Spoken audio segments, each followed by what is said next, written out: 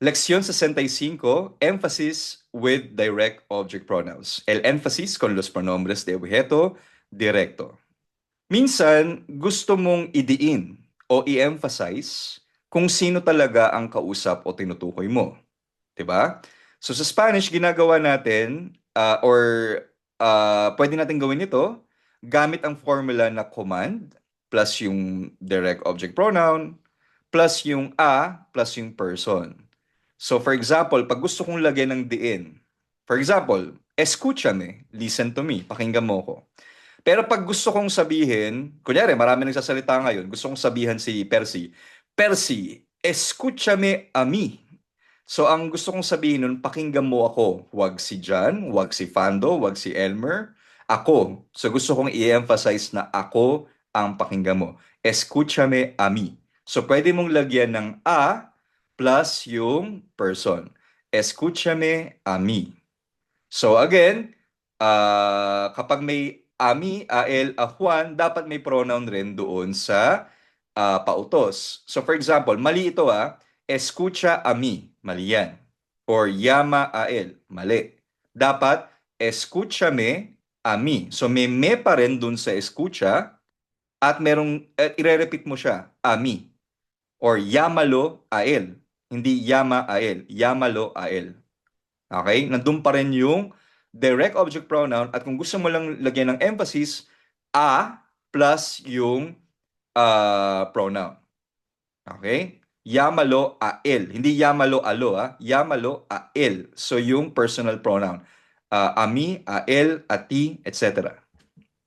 Okay? So for example, maaari mong itambad ang pangalan o pronoun pagkatapos ng pandiwa. So again, escúchame, pag gusto mong mas may emphasis, escúchame a mí. O escúchanos. Pero pag gusto mong pakinggan mo kami, all caps, kami, escúchanos a nosotros. Or, llámalo. Pwede mong sabihin, llámalo a él. Kasi 'di ba yung Yamalo, pwedeng kahit sino 'yan 'di ba? Pwedeng si Juan, si Pedro, si etc. So pag gusto mong emphasize siya or si Juan, etc., pwede mong ilagay Yamalo a él, Yamalo a Juan, Yamalo a Elmer, etc. Okay? Imbítala. Imbítala a ella. Pag gusto mong i-emphasize her.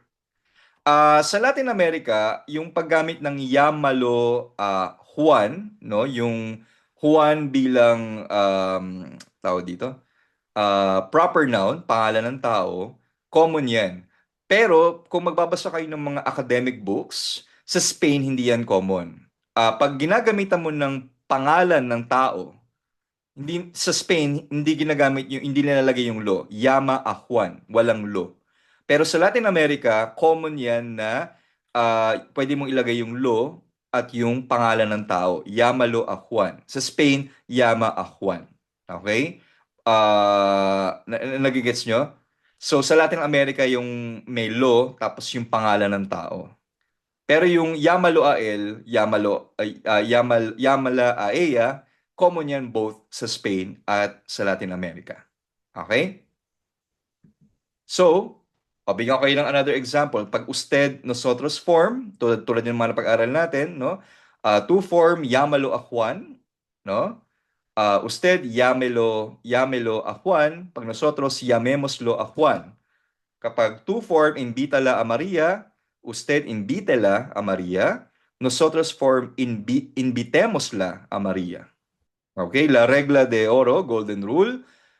Again, wag tatanggalin ang maikling pronoun mete, lola kapag nandoon ang ami o ael. Dapat nandoon din ang partner nito sa loob ng verb. Tulad na nabanggit ko kanina. So mali yung escucha a mí or llama a él. Dapat escucha me a mí, nandoon pa rin yung me, at llámalo, nandoon pa rin yung lo, a él.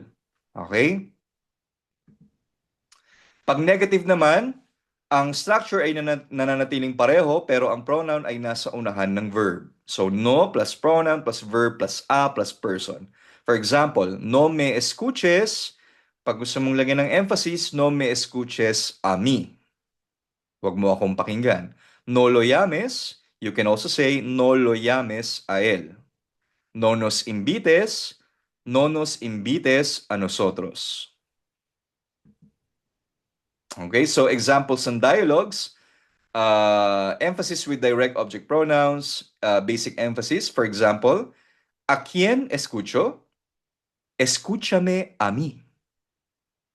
Oh, clarifying between two people. ¿Llamo a Pedro? No, llámalo a Juan.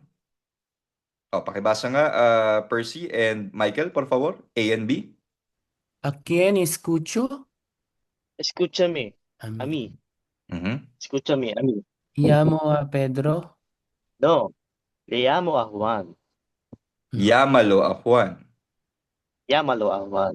Oh, kayo uli ha. Uh, with female object. Invito a Ana o a María. Invítala a María.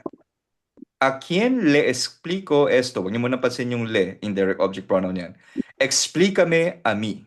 Oh, Percy, Michael, adelante.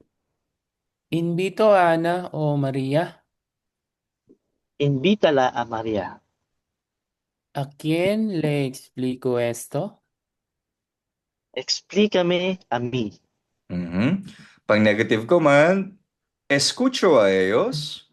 No, no los escuches a ellos. Escúchame a mí. ¿A quién debo llamar? Llámelo a Juan, por favor. Adelante. Escucho a ellos. No, no los escuches a ellos. Escúchame a Again, mí. again. No lo escuches a ellos, escúchame a mí. Otra Escúchame vez, a mí. Michael. Otra vez. No, no los escuches a ellos. Escúchame a mí. ¿A Mhm. quién debo llamar? Llamo a Juan, por Llámelo. favor. Llámelo. Mhm. Llámelo a Juan, por favor. En las o nosotros, ¿a quién invitamos? Invitémosla a María. ¿Escucho al profesor o a ti? Escúchame a mí. Adelante. ¿A quién invitamos? Invitémosla a María. María. María. Sa Spanish, Maria. Sa Tagalog yata Maria, di ba? Sa Spanish se María. pronuncia Maria. Okay, María. next. ¿Escucho al profesor o a ti? Escúchame a mí. Muy bien.